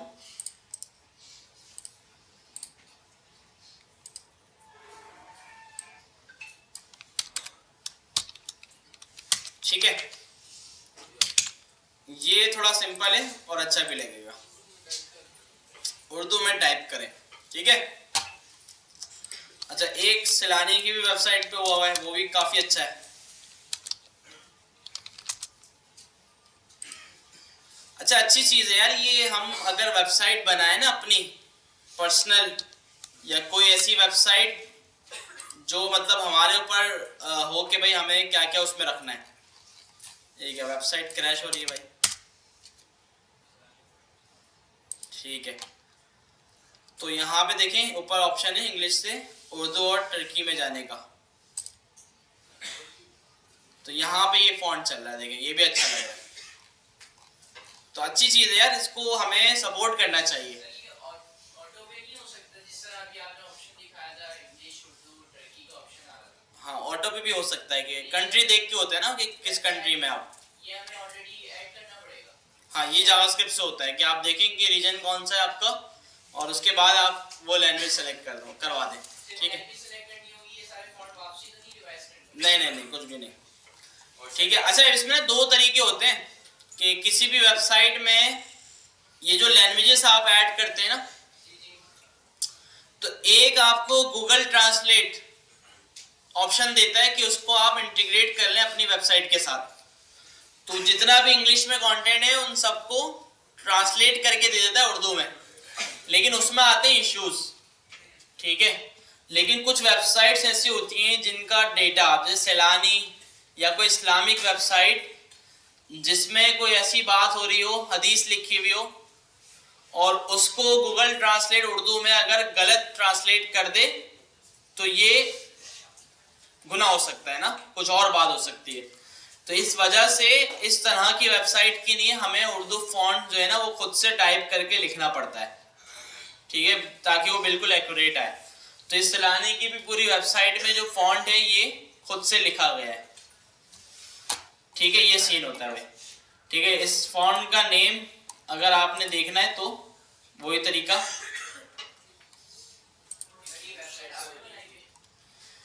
ये स्टार्ट मैंने लिया था, उसके बाद फिर कोई और करता है। अच्छा, इसका नाम देखें क्या रखा हुआ है, उर्दू, जो कि इसका नाम नहीं है, क्योंकि इसमें ना यही वाला सीन किया हुआ है, माय फॉन्ट, कि भाई जो भी देखेगा उसको माय फॉन्ट नजर आएगा सिर्फ, ठीक है। लेकिन थोड़ी सी इसमें ना हमारे पास और भी चीजें होती हैं। अच्छा, क्रोम की एक्सटेंशंस यूज करते हैं आप? कौन कौन करता है? ठीक है, तो ये काफी हेल्पफुल होती है। क्रोम, गूगल क्रोम का एक स्टोर है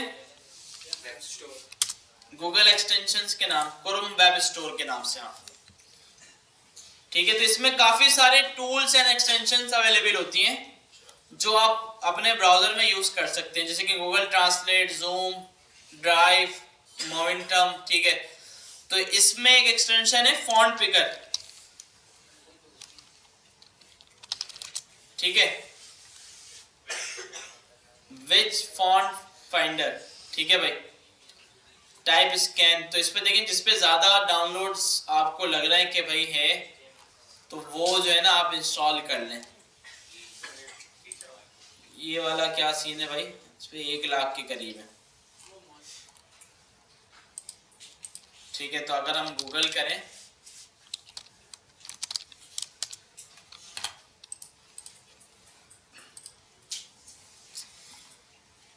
इस पे 60,000 है।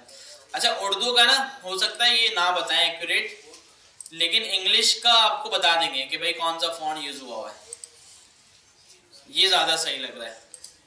तो इसको हम कर लेते हैं। देखिए, मैंने डाउनलोड किया, ऐड एक्सटेंशन करना है तो ये आपकी गूगल क्रोम में ऐड हो जाएगी, ठीक है। यहाँ पे देखिए ये आ गई, इसको पिन कर लें, ये ऊपर आ जाएगी। अच्छा, अब आप किसी वेबसाइट पर आते हैं, तो जैसे कि यहाँ पे अब आपने देखना है ये आदिल आदिल जो लिखा हुआ है, इसमें कौन सा फॉन्ट यूज हो रहा है, तो आप इसको सेलेक्ट करें, इस पे आए तो ये बता दिया इसकी सारी डिटेल। इसने फॉन्ट के साथ साथ काफी सारी चीजें और भी बता देगी, इसका कलर क्या है, इसका बैकग्राउंड क्या है, ठीक है, और फॉन्ट फैमिली इसने रोबोटो यूज की हुई है, तो हर चीज सारी डिटेल इसने आपको बता दी, ठीक है। देखते हैं उर्दू का बताता है नहीं बताता, ठीक है। उर्दू का इतना एक्यूरेट नहीं बता रहा, उर्दू टाइप सेटिंग करके कुछ दे रहा है, ठीक है, और फॉन्ट फैमिली उर्दू लाके दे रहा है। अच्छा, इसका फायदा होता है ना कि अगर किसी का कोई अपना फॉन्ट हाइड करना चाहता है, दूसरों से कोई देख ना सके, तो ये वाला ऐसे इस तरह से नाम रख दे, तो फिर उसका जो फॉन्ट है वो नहीं मिलता, जिससे उसका नाम उर्दू ही मिला, जबकि इसका नाम उर्दू नहीं है। इसका नाम जो है ना, शायद मुझे जो याद आ रहा है, नस्तक करके कुछ था। नस्तालिक होता है, क्या होता है?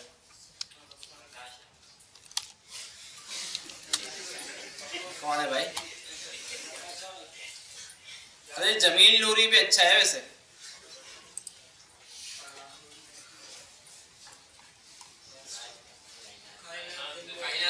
तो इसमें से हो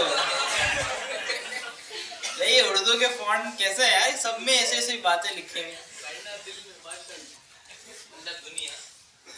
दुनिया की बात हो रही है, ठीक है भाई। तो इस तरह से हम जो है डिटेल। अच्छा, कलर पिकर की भी होती है इस तरह एक्सटेंशन, वो आप डाल सकते हैं कि कोई भी कलर आपको उठाना हो तो आप उससे उठा लें, ठीक है। तो काफी सारी एक्सटेंशन होती है। फिर अलाइनमेंट की नहीं, मेजरमेंट की नहीं होती है एक्सटेंशन, जैसे एडिटिंग सॉफ्टवेयर में होती है ना, डिजाइनिंग, तो हम वेबसाइट में भी देखते हैं ये चीजें। तो अगर आप गूगल करें या यूट्यूब करें कि भाई यूजफुल एक्सटेंशन बताओ, मैं वेब डेवलपर हूँ, for useful extensions for web developers, तो आपको काफी सारे एक्सटेंशन मिलेंगी।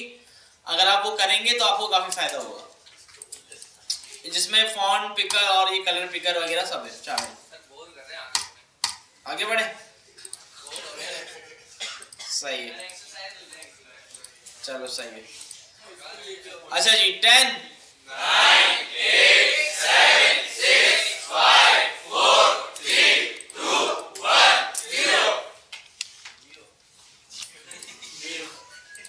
ठीक है भाई, खत्म हो गई बोरियत? नहीं हुई? चलो किसकी बोरियत खत्म नहीं हो? हाथ उठाए, अभी खत्म करते हैं। कौन था भाई? बोर कौन हो रहा है? आप बोलो। सर ये तफरीह वाला। सही, उठक बैठक करवाते हैं स्टेज पे। सर फंड थोड़ा आगे तो बढ़े। तो कुछ नया हो जाएगा ना। उठक बैठक आज तक नहीं हुआ हमारी क्लास में। कर लेंगे सर, कोई मुश्किल थोड़ी। जबरदस्त यार। ठीक है भाई, तो ये था सारा फॉन्ट फैमिली। अच्छा देखिए, इसको हमने इतनी डिटेल में क्यों देखा, क्योंकि ये इंपॉर्टेंट चीज थी कि भाई वेबसाइट को अगर अच्छा दिखाना है तो फॉन्ट फैमिली जो है वो काफी इंपॉर्टेंट है इसके लिए। अच्छा, ये इसकी साइज चार्ट, फाइल एक्सटेंशन की चार्ट है कि भाई अभी तक हमने जो भी यूज किया वो TTF की एक्सटेंशन में आया हमारे पास डाउनलोड होके, और OTF भी होता है। इसके अलावा SVG, WOFF और EOT ये जो बहुत कम होते हैं, ये कम ब्राउजर पे सपोर्टेड है। तो कोशिश ये करनी है कि भाई TTF या OTF की फाइल हो जो हम यूज करें। अच्छा भाई, अगर CSS से किसी टेक्स्ट को बोल्ड करना है, ठीक है, तो अभी तो हमने यहाँ पे उर्दू फॉन्ट यूज किया हुआ है। अगर हम इसको दोबारा इंग्लिश पे ले आए, ठीक है, और ये इसको हम कर दें पैराग्राफ, ठीक है, जो कि बोल्ड नहीं है, और CSS से इसको बोल्ड करना हो तो फॉन्ट वेट की प्रॉपर्टी है। अच्छा, ये इस तरह भी होता है 100, 200, 300, 400, 500 के बाद से, देखिए ये बता भी रहा है, थिन, एक्स्ट्रा लाइट। अच्छा, ये सारा सपोर्ट नहीं होगा क्योंकि ये ऑलरेडी जो है ना डिफॉल्ट होता है ब्राउजर का। तो अगर आपने बोल्ड करना है तो 500 के बाद से होता है, या फिर सिंपल आप बोल्ड लिख दें, सिंपल बोल्ड लिख दें तो ये बोल्ड हो जाएगा। ठीक है भाई, बोल्डर पर भी कोई इतना ज़्यादा फर्क नहीं पड़ेगा, बोल्ड ही आएगा। ठीक है, तो ये एक ही प्रॉपर वैल्यू है अच्छी इसकी, बोल्ड कर दें या हटा दें, ठीक है। वरना अगर आप 100 लिखेंगे तो इतना कोई फर्क नहीं पड़ना है। इसको मैं हटाता हूँ, देखिए वही है फॉन्ट वेट। हाँ, फॉन्ट इटैलिक की नहीं, अलग चीज़ है जो कि अभी देखते हैं। अच्छा, अगर ऑलरेडी बोल्ड हुआ हुआ है तो उसकी वैल्यू में आप नॉर्मल देंगे तो वो नॉर्मल हो जाएगा। अच्छा भाई, इटैलिक के लिए हमारे पास प्रॉपर्टी का नाम है फॉन्ट स्टाइल इटैलिक। ठीक है भाई, तो जो हम HTML के टैग से कर रहे थे वो हम CSS में फॉन्ट वेट और फॉन्ट स्टाइल इन दोनों से भी कर रहे हैं, ये भी सेम है। अच्छा जी, टेक्स्ट ट्रांसफॉर्म, ये क्या करता है कि हमने भाई काफी सारा कुछ मतलब पैराग्राफ में लिख दिया काफी सारा टेक्स्ट। ये तो एक पैराग्राफ है, अगर हमने मल्टीपल पैराग्राफ्स बना दिए, अब हमारे पास रिक्वायरमेंट ये है कि भाई जो भी पैराग्राफ में लिखा हुआ है सारे टेक्स्ट को आप जो है अपर केस कर दो। तो अगर आप खुद से चेंज करने जाएंगे तो टाइम लग जाएगा। तो CSS की एक प्रॉपर्टी है text transform, lower case, upper case और कैपिटलाइज। ठीक है भाई, अगर आपने अपर केस करना है तो सारा अपर केस हो जाएगा, ऊपर वाले के ना। ठीक है भाई, तो देखिए हेलो वर्ल्ड की जो हेडिंग है ये अपर केस हो गई। अगर आप पैराग्राफ पे भी लगा दें नीचे वाले पे, या पैराग्राफ ही बोल देते हैं, ऊपर वाला भी पैराग्राफ ही है कि भाई टेक्स्ट ट्रांसफॉर्म अपर केस। ठीक है भाई, तो सारा अपर केस हो गया। अगर आप इसको बोलेंगे लोअर केस, सारा लोअर केस, कैपिटलाइज में सारा कैपिटलाइज। ठीक है भाई, तो ये 3 वैल्यू होती है इसकी। करने की जरूरत नहीं पड़ेगी कैपिटलाइज, पढ़ सकता है। ठीक है, देखिए काफी सारी प्रॉपर्टी है और ये नहीं है कि भाई हर वेबसाइट में हर प्रॉपर्टी यूज करना पड़ जाए आपको, जहां जिसकी जरूरत हो वो करनी है बस। टेक्स्ट डेकोरेशन, अंडरलाइन करना है, ओवरलाइन करना है, लाइन थ्रो करना है, ब्लिंक जो है अब नहीं चलता है। अच्छा भाई, टेक्स्ट डेकोरेशन मैं इसको बोलता हूं भाई अंडरलाइन। ठीक है भाई, अंडरलाइन कर दिया। इसके साथ साथ ओवरलाइन होता है। ठीक है भाई, ऊपर लाइन आ गई टेक्स्ट की, और होता है लाइन थ्रो। ठीक है भाई, ब्लिंक दूंगा तो कुछ भी नहीं होगा, बल्कि ब्लिंक अब यहाँ पे कुछ है भी नहीं।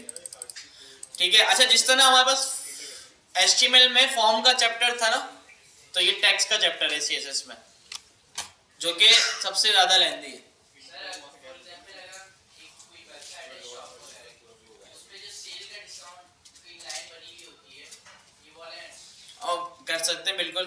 HTML में इसके एलिमेंट्स भी थे ना, अगर आपने वो एलिमेंट्स यूज नहीं करना तो आप CSS से इस तरह से उसको कर सकते हैं। अच्छा जी, लाइन हाइट। अब ये पैराग्राफ हमारे पास है, इसमें मल्टीपल लाइंस हमारे पास मौजूद है। अच्छा, अब ये डिफॉल्ट लाइन हाइट है, हर लाइन के बीच में जो स्पेस आ रही है ना, इसको हम बोलते हैं लाइन हाइट। जाइए मैं अपना कर्सर मूव कर रहा हूं। ठीक है, अगर आपने इसको बढ़ाना है या कम करना है, जैसे मैं बोलता हूँ 10px, कम हो गया। ठीक है, लाइन में स्पेस ही खत्म हो गई बिल्कुल। तो अगर मैं इसको बढ़ा दूं, मैं कहता हूँ 50px, ठीक है, तो इसमें देखिए कितनी सारी स्पेस आ गई हर लाइन के बीच में। तो ये लाइन हाइट होती है। अच्छा, letter and word spacing. Word spacing मतलब हर वर्ड के बीच में जो स्पेस है ना, ये वाली, ठीक है, ये स्पेस के बारे में बात हो रही है। इसको आपने बढ़ाना हो तो वर्ड स्पेसिंग, मैंने कहा भाई 10px, तो देखिए स्पेस ज्यादा हो गई। ठीक है, और अगर मैं बोलूं लेटर स्पेसिंग, तो हर लेटर के बीच में। ठीक है, तो इस तरह से पैराग्राफ बन गया हमारा ये।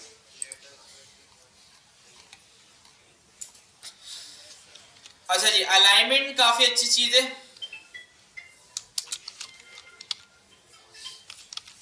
अच्छा, अभी हमने ये पैराग्राफ यूज किया है, और जो इसकी डिफॉल्ट अलाइनमेंट है वो लेफ्ट है, कि लेफ्ट से शुरू हो रहा है। अगर मुझे इसको सेंटर करना है तो मैं प्रॉपर्टी यूज करूंगा टेक्स्ट अलाइन सेंटर। ठीक है जी, सेंटर हो गया, टेक्स्ट अलाइन राइट हो गया। ठीक है, और लेफ्ट डिफॉल्ट है। जस्टिफाई क्या करता है कि दोनों तरफ से इसको अलाइन कर देता है। देखिए यहाँ भी स्ट्रेट आ रहा है लेफ्ट साइड पर, और राइट साइड पे भी स्ट्रेट आएगा। ठीक है, अगर आप नॉर्मल देखेंगे ना, जैसे कि लेफ्ट ये डिफॉल्ट है, तो यहाँ पे राइट साइड पे आप देखें, अगर आखिर में स्पेस नहीं है इस वर्ड की, तो उसको नेक्स्ट लाइन में ले जाता है। तो ये स्ट्रेट नहीं है। अगर आपने लेफ्ट से भी स्ट्रेट रखना है, राइट से भी स्ट्रेट करना है, तो उसको बोलते हैं उस अलाइनमेंट को जस्टिफाई। सेट है, तो जस्टिफाई करता क्या है कि जो स्पेस एंड में एक्स्ट्रा बची होती है ना, उसको बीच में जो स्पेसेस है उसमें डिवाइड कर देता है। वर्टिकल अलाइन जो है ना, वो हर चीज पे नहीं चलता। अगर आपके पास कोई ऐसा सिनेरियो हो कि भाई आपके पास एक इमेज है और उसमें एक पैराग्राफ यूज किया हुआ है आपने, पैराग्राफ के अंदर ही इमेज है, और उस पैराग्राफ की अलाइनमेंट आपने सेट करनी है, तो वैसे डिफॉल्ट इसका जो होगा वो बॉटम, मतलब जैसे 1 ईयर और 2 ईयर जो लिखा हुआ है ना, यहाँ से शुरू होगा। अगर आपने उसको टॉप पे लेके जाना है तो वर्टिकल अलाइन यूज होगा। इसके अलावा वर्टिकल अलाइन जो है ना, वो टेबल का जो सेल है उसके अंदर भी इस्तेमाल होता है। अच्छा, वर्टिकल अलाइन हमेशा उस जगह पे इस्तेमाल होता है कि एक बॉक्स हो, उसकी विड्थ और हाइट जो है ना वो फिक्स्ड हो। ठीक है, अगर विड्थ फिक्स नहीं होगी, हाइट फिक्स नहीं होगी, ये नहीं चलेगा। ठीक है, और इसकी वैसे इतनी ज्यादा जरूरत अभी हमें पड़ती नहीं है। अच्छा भाई टेक्स्ट इंडेंट, इंडेंटेशन आपको पता होगा कि भाई एक पैराग्राफ लिखा, दूसरा शुरू किया, तो हम क्या करते हैं थोड़ा स्पेस देते हैं, उसके बाद शुरू करते हैं। देखिए मैंने यहाँ पे क्लास दे दी इसको, ठीक है 2 वाला तो ऊपर है ना, ठीक है, और इसको मैंने कहा भाई टेक्स्ट इंडेंट और 50 px। तो देखिए इसने ये स्पेस रखी शुरू में और फिर पैराग्राफ शुरू किया, ठीक है, सिर्फ फर्स्ट लाइन में स्पेस रखेगा, ठीक है भाई। ये बहुत अच्छी चीज है टेक्स्ट शैडो, कि भाई अगर आपने अपने टेक्स्ट पे शैडो ऐड करना है तो उसके लिए हमारे पास प्रॉपर्टी है टेक्स्ट शैडो। और टेक्स्ट शैडो जो हमसे वैल्यूज लेता है वो 4 है एक साथ, ठीक है, जिसमें शुरू की जो 2 वैल्यू है ना वो ये बताती है कि भाई शैडो हमारा वर्टिकल कितना होना चाहिए और हॉरिजॉन्टल कितना होना चाहिए, ठीक है। अगर ये पॉजिटिव पे होंगी ना वैल्यूज तो ये वाली जो है ना ये हॉरिजॉन्टल है और ये वाली वर्टिकल है। तो अगर ये पॉजिटिव है तो राइट साइड की तरफ शैडो जाएगा और ये वाली भी पॉजिटिव है तो बॉटम साइड पे जाएगा, और अगर दोनों नेगेटिव है तो लेफ्ट और टॉप पे जाएगा। तीसरी वाली जो वैल्यू है ये बताती है कि भाई शैडो को आपने ब्लर कितना रखना है, ठीक है, और लास्ट वाली जो वैल्यू है वो बताती है कि भाई शैडो का कलर क्या होना चाहिए, ठीक है। तो शैडो को अप्लाई करते हैं हम हेडिंग पर।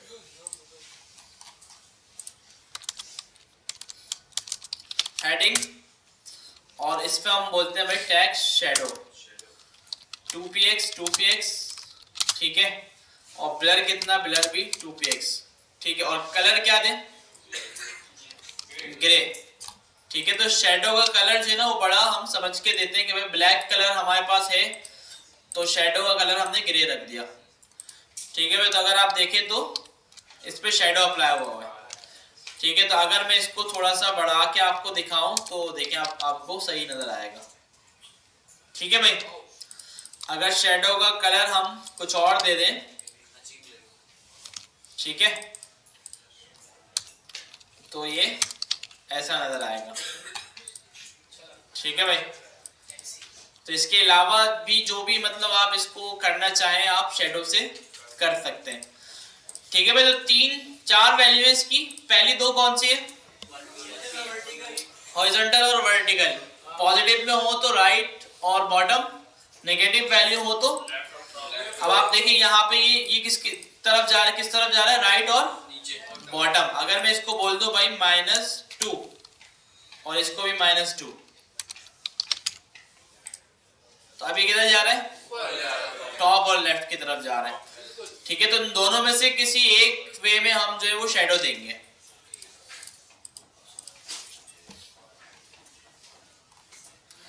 अच्छा जी, इसके अलावा हमारे पास अब कुछ एलिमेंट शुरू हुए हैं, इसको हम बोलते हैं सूडो एलिमेंट्स, ठीक है भाई। क्या बोलते हैं, CSS में सूडो क्लासेस बोल लें या सूडो एलिमेंट्स बोल लें, ठीक है। सूडो एलिमेंट्स ये कुछ स्पेशल कीवर्ड होते हैं, ठीक है, कुछ स्पेशल चीजों के। जैसे अगर आपने किसी पैराग्राफ का सिर्फ फर्स्ट लेटर को टारगेट करना है या सिर्फ फर्स्ट लाइन को टारगेट करना है, ठीक है, या किसी पैराग्राफ पे आप होवर करते हैं तो कोई स्टाइल अप्लाई हो जाए, ठीक है। तो इस तरह की चीजों के लिए हम ये सूडो एलिमेंट्स यूज करते हैं। अब जैसे कि 2 जो है ना वो एक पैराग्राफ है, मैं इसको बोलता हूं कि भाई 2 का फर्स्ट लेटर आप सेलेक्ट करो और इसका फॉन्ट साइज 50 px रख दो और इसका कलर रेड रख दो। तो ये क्या करेगा, सेकंड वाला जो पैराग्राफ है उसका फर्स्ट लेटर को कैपिटल कर देगा, बढ़ा देगा और उसका कलर चेंज कर देगा, ठीक है। अगर मैं बोलूं भाई फर्स्ट लेटर नहीं बल्कि फर्स्ट लाइन, तो ये पूरी लाइन को इस तरह से कर देगा। अच्छा, अब एक लाइन में चाहे जितने भी वर्ड्स आ रहे हो वो मैटर नहीं करता, बस वो एक लाइन होनी चाहिए। देखिए अगर मैं इसको इस तरह से कर दूं, देखिए एक लाइन में पूरा पैराग्राफ भी आ गया, तो उसने पूरे पैराग्राफ को राइट कर दिया।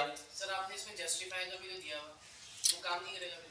जस्टिफाई हटा दिया था, हाँ जी दिया, ऊपर दिया हुआ, करेगा, कर तो रहा है,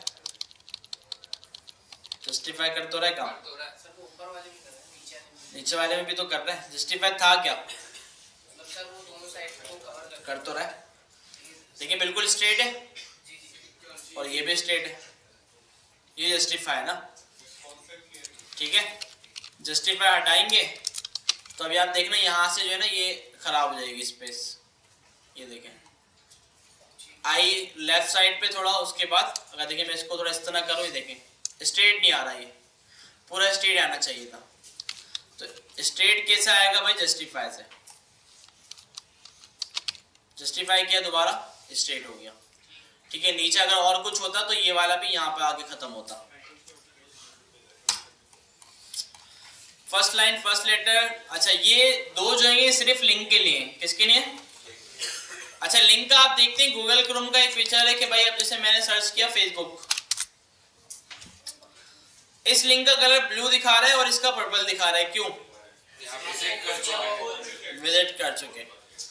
अगर आप चाहते हैं अपनी वेबसाइट में लिंक का कलर चेंज करना है या विजिटेड लिंक का कलर चेंज करना है तो वैसे होगा। अच्छा लिंक का डायरेक्टली भी हो जाता है, लिंक लगाने की जरूरत नहीं है, ठीक है। इसमें विजिटेड काम की चीज है कि भाई मैं यहाँ पे एक लिंक बनाता हूं,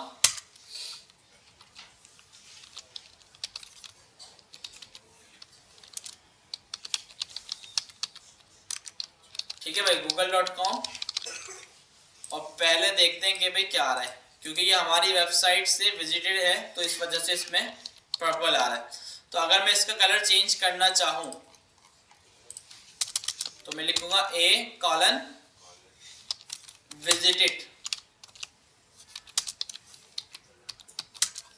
का कलर हम चेंज कर रहे हैं, ठीक है। तो अब इससे पता चलेगा कि भाई ये लिंक विजिट हो चुका है।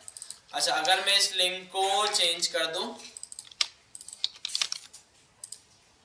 तो वही ब्लू कलर आ गया, ठीक है। अगर इसका भी कलर चेंज करना है, डायरेक्ट ए को टारगेट करके भी आप कर सकते हैं, लिंक की सूडो क्लास लगाने की जरूरत नहीं है।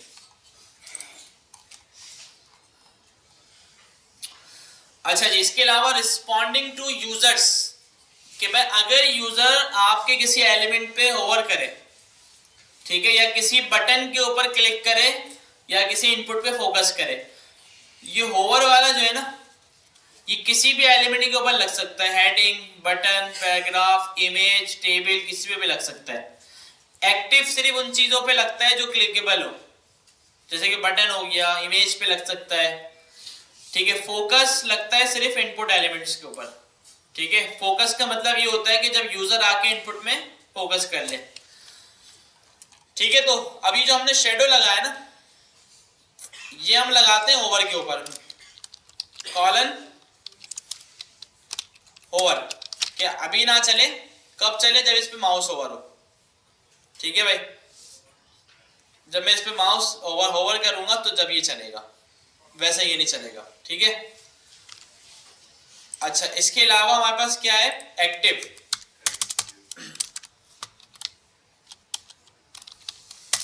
बटन। अच्छा देखिए डिफॉल्ट भी इसका स्टाइल है एक्टिव का। डिफॉल्ट स्टाइल क्या है, देखिए मैं इस पर क्लिक कर रहा हूँ, इसकी ओपेसिटी थोड़ी कम हो रही है और इसका जो बॉर्डर है वो थोड़ा सा लाइट हो रहा है। देखिए मैं इस पर क्लिक कर रहा हूँ, इसका स्टाइल चेंज हो रहा है, तो ये बाय डिफॉल्ट ब्राउजर की स्टाइलिंग लगी हुई है। अच्छा अगर मैं इस पर अपनी स्टाइलिंग लगाना चाहूँ एक्टिव के ऊपर, मैं इसको बोलूंगा बटन एक्टिव बैकग्राउंड कलर, ठीक है। ये देखें क्या पता चला इससे, कब चल रहा है ये, देखिए मैंने क्लिक करके रखा, अभी क्लिक हटाया नहीं, क्लिक हटाया रिमूव हो गया, तो ये एक्टिव कहलाता है, ये क्लास कहलाती है एक्टिव की। अच्छा जी फोकस जो कि सिर्फ इनपुट एलिमेंट्स के ऊपर चलेगा, चाहे वो टेक्स्ट एरिया हो या जो भी हो।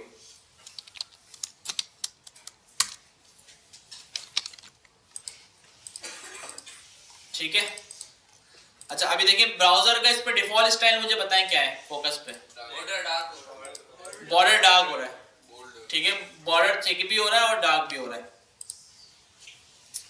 अगर मैं बोलूं इसको इनपुट पे जब फोकस हो तो उसका बॉर्डर आप चेंज कर दो।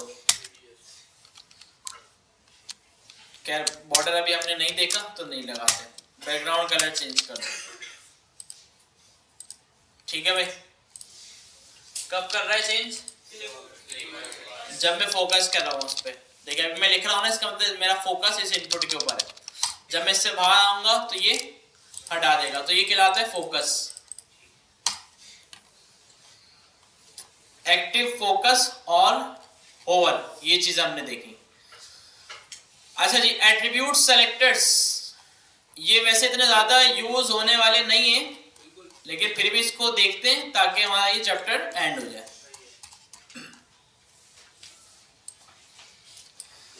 अच्छा जिसमें पहला सेलेक्टर है एग्जिस्टेंस, इसका मतलब ये है कि भाई इस तरह लगाते हैं कि आपने यहाँ पे लिखा भाई पी क्लास, इसका मतलब है ऐसे पैराग्राफ को टारगेट करो जिसके पास क्लास हो, चाहे वो क्लास कोई भी हो, वो मैटर नहीं करता, बस लेकिन क्लास होनी चाहिए।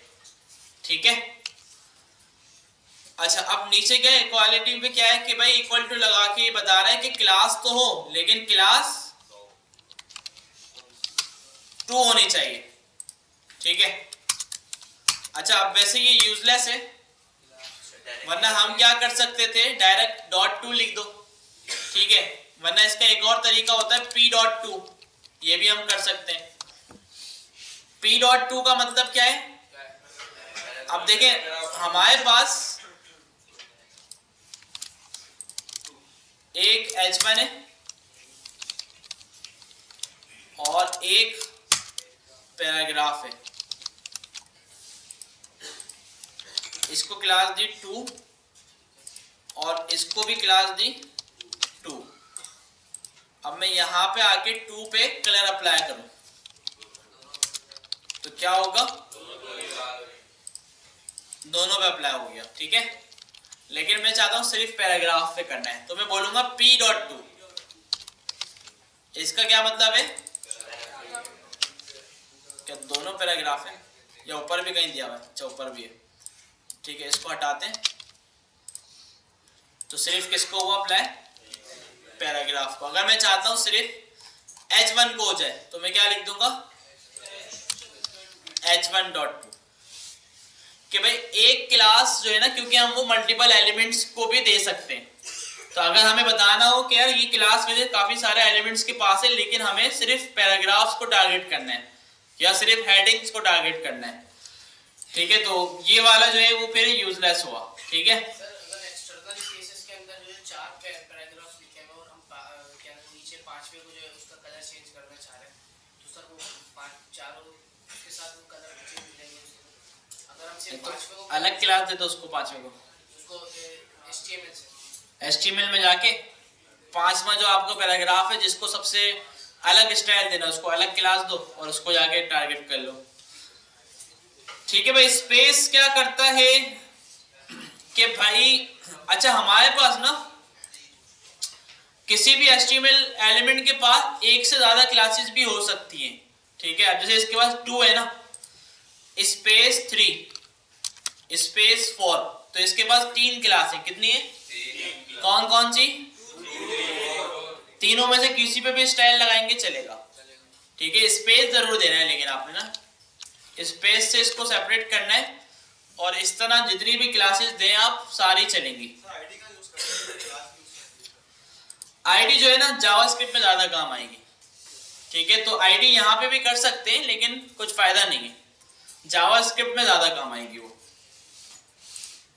ठीक है, तो अब यहाँ पे स्पेस में क्या बोला जा रहा है कि जितनी भी क्लासेस हैं एक क्लासेस उसमें कोई डॉग होनी चाहिए, बाकी सारी जो भी हो। अच्छा, प्रीफिक्स क्या करता है कि भाई अगर इसका कोई भी एट्रीब्यूट डी से शुरू होना चाहिए, ठीक है, तो उस पर अप्लाई कर दो।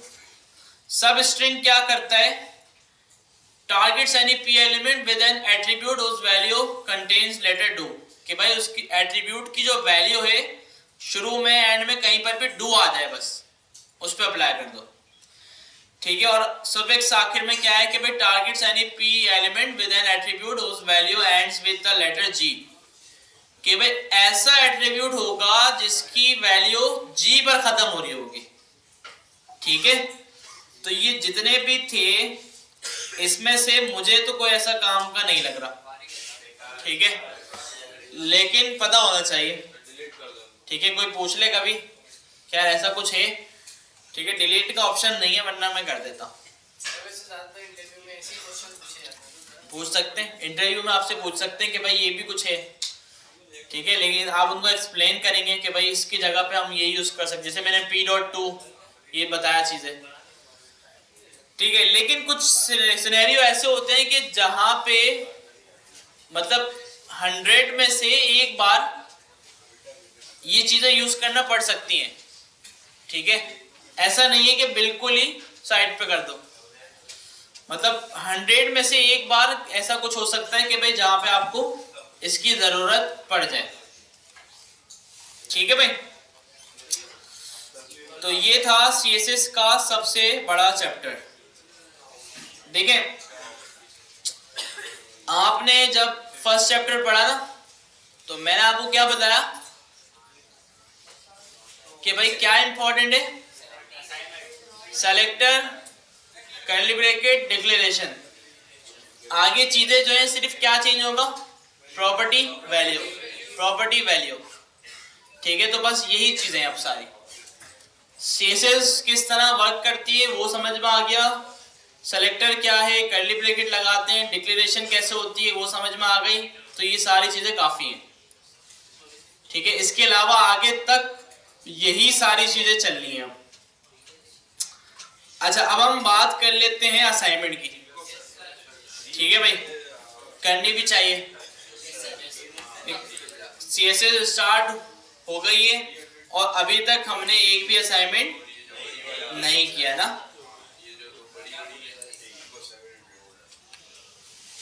ठीक है। तो मैं अभी आपको असाइनमेंट दिखा देता हूँ।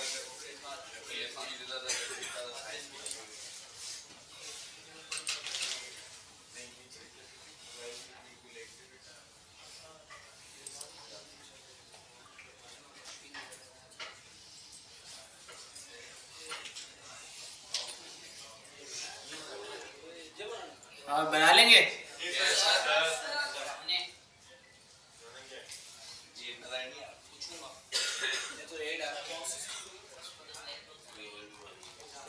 ठीक है भाई, बन सकता है वैसे,